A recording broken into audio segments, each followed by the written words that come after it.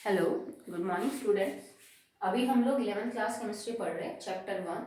और आज का जो आपका टॉपिक है दैट इज फिजिकल क्वांटिटीज। ठीक है, तो फिजिकल क्वांटिटीज हम किसको बोलते हैं? जैसे आपने प्रॉपर्टीज में पढ़ा होगा अक्सर कि दो टाइप की प्रॉपर्टीज होती हैं, केमिकल और फिजिकल। ठीक है, जैसे हमने क्लासिफिकेशन भी करी मैटर की, physical and chemical.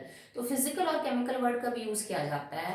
Physical properties आप उन प्रॉपर्टीज को बोलते हो जो आप मेजर कर सकते हो बिना उस कंपाउंड के इंटरनल स्ट्रक्चर में कोई छेड़छाड़ की। जैसे मान लीजिए मेरे को किसी भी सब्सटेंस का वजन मेजर करना है, तो वजन मेजर करने के लिए आप उसको सब्सटेंस को तोड़ना, उसको गर्म करना, उसको पिघलाना कोई जरूरी नहीं है।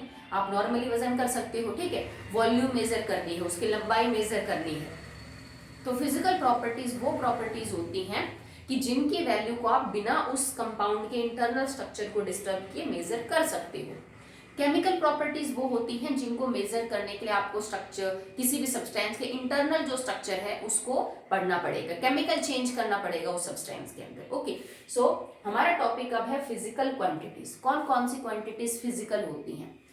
ये फिजिकल क्वांटिटीज वो है बेटा जो we study during our scientific studies. ठीक है, ये वो क्वांटिटीज होती हैं जिनको हमें डील करना पड़ता है जब हम किसी भी सब्सटेंस के बारे में पढ़ते हैं। जैसे मास है, वॉल्यूम है, टेम्परेचर है, प्रेशर है। ठीक है, ये सारी की सारी जो प्रॉपर्टीज है वो क्या होती हैं बेटा? फिजिकल प्रॉपर्टीज होती हैं। तो अब हम इन्हीं को पढ़ेंगे। इसके अंदर सबसे पहले आप पढ़ेंगे the SI units. SI units क्या होते हैं? These are standard international units. Okay, standard international units का क्या मतलब है? जैसे तुमने 10th में कार्बोनेट्स कंपाउंड पढ़ा, वहां पे हमने ऑर्गेनिक कंपाउंड्स का आईयूपीएसी नोमेनक्लेचर पढ़ा। जबकि आप चाहो तो कॉमन नाम भी यूज कर सकते थे। तो क्यों जरूरत पड़ी कि जो हाइड्रोकार्बन्स ऑर्गेनिक कंपाउंड है उनका आईयूपीएसी सिस्टम में जो नाम है वो दिया जाए? या जैसे तुम बायो में पढ़ते हो, हर प्लांट का, हर ऑर्गेनिज्म का, ठीक है, जो भी प्लांट एनिमल जो भी है, माइक्रो ऑर्गेनिज्म है, उन सब का एक साइंटिफिक नेम होता है। तो क्यों नहीं जैसे कुत्ते को डॉगी बोल लिया, जैसे या फिर कैट ही बोल दिया, क्या जरूरी थी उसका कोई साइंटिफिक नाम देने की? तो वो इसलिए होता है बेटा क्योंकि जरूरी नहीं कि जो लैंग्वेज आप समझते हो वो सब जगह समझी जाए। ठीक है, या इसी तरह जैसे हम फिजिकल क्वांटिटीज में बात कर रहे हैं तो एसआई यूनिट की जरूरत क्यों पड़ती है? क्योंकि हो सकता है तुम्हें मान लीजिए एक न्यूमेरिकल में लेंथ में कोई आंसर निकालना हो, आपसे किसी चीज की लेंथ पूछी जा रही है। एक बच्चा उस लेंथ को मीटर में निकाल रहा है, एक बच्चा सेंटीमीटर में निकाल रहा है, एक बच्चा मिलीमीटर में निकाल रहा है, एक किलोमीटर में निकाल रहा है। ठीक है, होने को सबके आंसर सही मिलेंगे अगर आप, जैसे आपने आंसर सबने सही किया, पर यूनिट्स अलग अलग हैं। तो किसी भी फिजिकल क्वांटिटी को मेजर करने के लिए एक यूनिट उसकी स्टैंडर्ड यूनिट होती है। ओके, आप चाहो तो अपना आंसर मीटर में निकाल दीजिए, किलोमीटर में, मिलीमीटर, सेंटीमीटर, नैनोमीटर, एंगस्ट्रॉन, कुछ कर लीजिए, डजेंट मैटर, आपका आंसर तो वो सही होगा। पर फिर भी एक यूनिट होती है जिसको स्टैंडर्ड इंटरनेशनल माना जाता है और उस यूनिट को रेफरेंस के तौर पे यूज किया जाता है कि भाई जो भी कुछ बात करना है आप इस यूनिट को रेफरेंस मान के, इसको बेस मान के और फिर करिए। जैसे हम क्या करते हैं कि जितने भी एटॉमिक मास निकाल रखे हमने पीरियोडिक टेबल में, वो सब कार्बन के 12 आइसोटॉप को रेफरेंस मान के, बेस मान के कर रखे हैं ना। तो इसी तरह जो फिजिकल क्वांटिटीज हैं उनमें आप एक क्वांटिटीज को एक्सप्रेस करने के लिए 5, 7, 10 यूनिट यूज कर सकते हो, पर एक यूनिट होगी जो उसकी स्टैंडर्ड यूनिट होगी। ठीक है, तो हमें उसके बारे में पता होना चाहिए क्योंकि ज्यादातर जो हमें आंसर निकालने पड़ते हैं वो ऐसा यूनिट के अंदर ही निकालने पड़ते हैं। जैसे मान लो लेंथ की, कोई बच्चा इसको पिकोमीटर में निकाल रहा है, कोई नैनोमीटर में निकाल रहा है, कोई एंगस्ट्रॉन में निकाल रहा है। अब एक लंबाई की देखो कितनी यूनिट होगी, बट आपको ये पता होना चाहिए कि अगर न्यूमेरिकल्स में आप वैल्यू निकाल रहे हो तो फिर आप ऐसा यूनिट के अंदर ही रखोगे। अदरवाइज जब तक आपसे कहा ना जाए कि बेटा आंसर नैनोमीटर में निकाल के दिखाओ, पिकोमीटर में निकाल के दिखाओ, तो बात दूसरी है। नहीं बोला जाता तो फिर आप उसको ऐसा यूनिट में ही निकाल के दिखाएंगे। ठीक है, तो हमारे पास बेसिक जो है वो 7 यूनिट है बेटा, उनके बारे में आपको पता होना चाहिए कि कौन कौन सी यूनिट है, उनका सिंबल क्या है, ऐसा यूनिट वगैरह सब क्या है। तो सबसे पहले बात करते हैं हम अबाउट लेंथ। तो लेंथ जहां कहीं भी लिखा जाएगा in the form of a symbol तो हम इसका सिंबल लिखेंगे एल। ठीक है, लेंथ के लिए जैसे आपने कोई भी फॉर्मूला लिखा, फिजिक्स में आपने डील किया होगा, तो जहां भी लेंथ का कोई जिक्र होगा वहां पे हम इसको किससे लिखेंगे? एल से। ठीक है, एल। और इसकी ऐसा यूनिट क्या होती है? That is metre. Okay, length के भी बोला ना, मीटर हो सकता है, किलोमीटर हो सकता है, पिकोमीटर, पर कोई तो यूनिट है जिसको स्टैंडर्ड मानना है रेफरेंस के लिए, एंड दैट इज मीटर। और मीटर का सिंबल क्या है? अब मैं इस यूनिट का सिंबल लिख रही हूं, यूनिट का symbol and that is small m। I hope इसको तो आप जानते ही होंगे, ठीक है। नेक्स्ट है मास, वजन। अब वजन के लिए हम क्या लिखते हैं, स्मॉल m, ठीक है। मतलब किसी भी फॉर्मूले में अगर छोटा m लिखा मिल गया तो इसका मतलब है कि हम वहां पे वजन के बारे में, मास के बारे में बात कर रहे हैं। और इसकी ऐसा यूनिट होती है बेटा किलोग्राम, ठीक है। किलोग्राम के अंदर क्या लिखेंगे, केजी, बट के बड़ा नहीं लिखेंगे हम, के छोटा छोटा ही लिखा जाएगा ये आपका, और यहाँ पे लिखेंगे जी। तो केजी इस यूनिट का जो सिंबल है वो है, जबकि मास का सिंबल क्या हो जाएगा, दैट इज टाइम। तो टाइम के लिए हम क्या लिखते हैं, टी, छोटा टी, बड़ा टी नहीं, क्योंकि बड़ा टी लिखा जाता है टेम्परेचर के लिए, ओके। ऐसा यूनिट क्या है, सेकंड, क्योंकि टाइम को तो आप चाहो तो आवर में, मिनट में, सेकंड में, इन सब में मेजर कर सकते हो, पर हमारी ऐसा यूनिट है सेकंड, और इसको लिखा जाता है छोटे ऐसे। ये आपको याद करना है, आगे +1 में, +2 में आपको हर जगह काम आएंगे। Next one is electric current.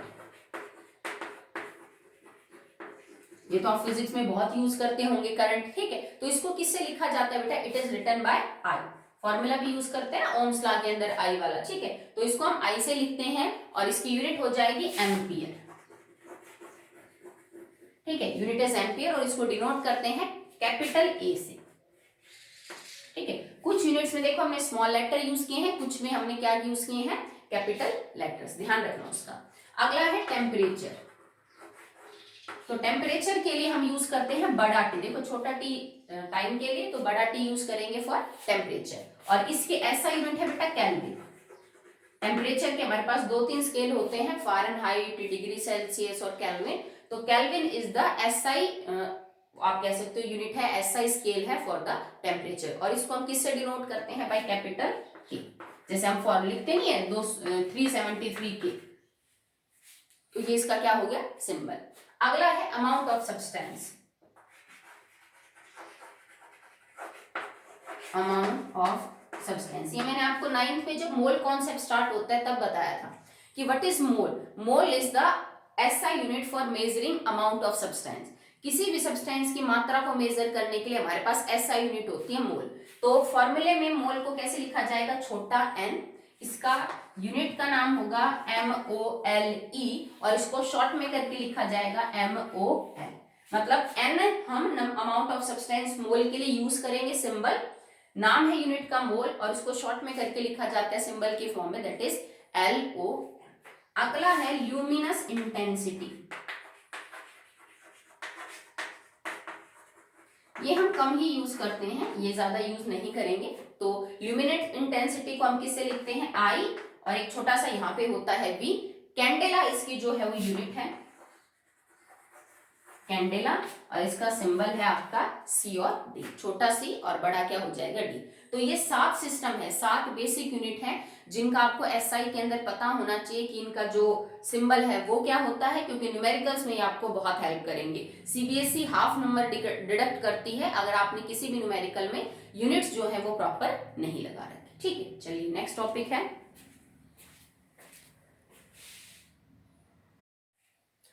Next topic is measurement of temperature, ठीक है। अब न्यूमेरिकल वैल्यूज के अंदर आपको हो सकता है एक टेम्परेचर स्केल को दूसरे में कन्वर्ट करना पड़ जाए, तो हम उसको सीख रहे हैं। हमारे पास टेम्परेचर के 3 स्केल होते हैं बेटा, one is degree Fahrenheit, one is degree Celsius and one is kelvin. तो केल्विन को सेल्सियस में, सेल्सियस को फ़ारेनहाइट में कन्वर्ट करने के फॉर्मूले हैं जो आपको पता होना चाहिए, ताकि आप अपने हिसाब से फिर उनका इंटर कन्वर्जन कर सके। सो सबसे पहले अगर आपको केल्विन में कन्वर्ट करना है, केल्विन में सेल्सियस, सेल्सियस को केल्विन में, तो हम इसको लिखते हैं 273 प्लस डिग्री सेल्सियस। मतलब केल्विन में अगर कोई टेम्परेचर है, आप उसको डिग्री सेल्सियस के अंदर कन्वर्ट करना चाहते हैं, तो आप ये इक्वेशन यूज कर लिए, केल्विन का टेम्परेचर यहाँ रख दीजिए 273 प्लस में डिग्री सेल्सियस। जैसे मान लो मेरे को टेम्परेचर केल्विन में पता करना है कि कितना केल्विन में हो जाएगा, डिग्री सेल्सियस मैं ले लेती हूँ फॉर एग्जाम्पल 23, तो आपने लिखा 273 प्लस में 23, आपका जो आंसर आएगा वो आपका केल्विन के अंदर जो है वो टेम्परेचर हो जाएगा, that will be 6 and 9 and 2। तो डिग्री सेल्सियस में 23 डिग्री सेल्सियस टेम्परेचर केल्विन में कितने के बराबर हो जाएगा, 296 के।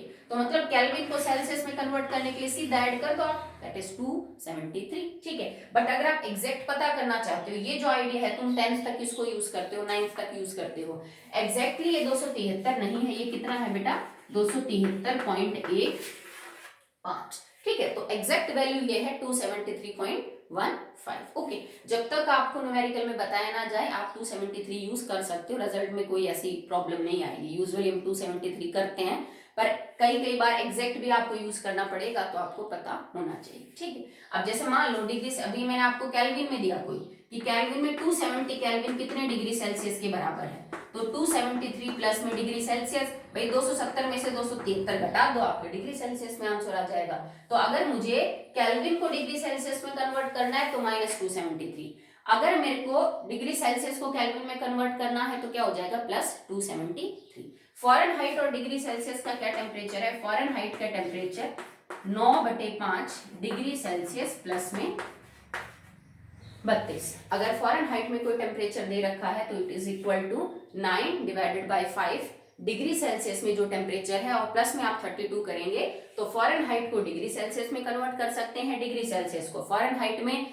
अगर आपको मान लीजिए डिग्री सेल्सियस को फ़ारेनहाइट को कन्वर्ट करना है केल्विन में, तो पहले फ़ारेनहाइट को डिग्री सेल्सियस में कन्वर्ट कर लीजिए, उसके बाद आप उसको किस में कन्वर्ट कर सकते हैं, केल्विन के अंदर कन्वर्ट कर सकते हैं। तो मेजरमेंट ऑफ टेम्परेचर में तो हम यही 3 स्केल हैं जिनको इंटर कन्वर्ट करते हैं। ठीक है,